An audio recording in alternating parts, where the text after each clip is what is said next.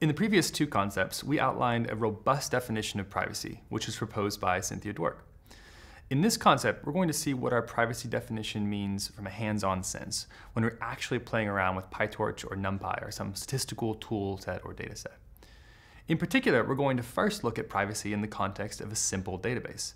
I recognize fully that we're trying to learn about privacy in the context of deep learning, but to introduce the fundamental concepts of privacy, it will be much clearer to work with this toy database for now.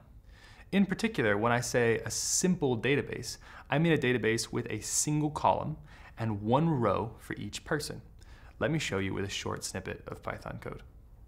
So as you see right there, we have created a database which has 5,000 entries, and these entries are just 0, 1 values.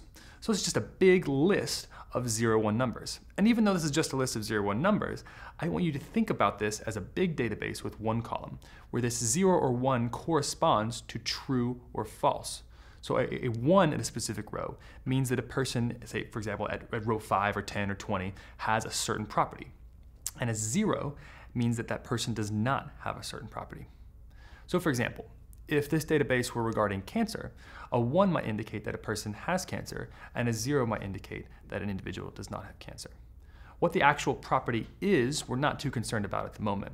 We're just trying to say that if we have some private or sensitive property, what are the tools and techniques and the way we should think about these things in order to protect the information while still performing our statistical study.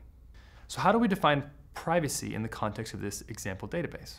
Well, given that we're performing some query against the database, if we remove a person from the database and the query doesn't change, then that person's privacy would be fully protected. In other words, if the query doesn't change even when we remove someone from the database, then that person wasn't leaking any statistical information into the output of the query.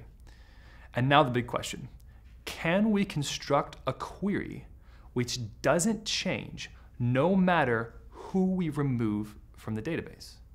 In the next concept, we'll begin to explore this question in a simple Python example.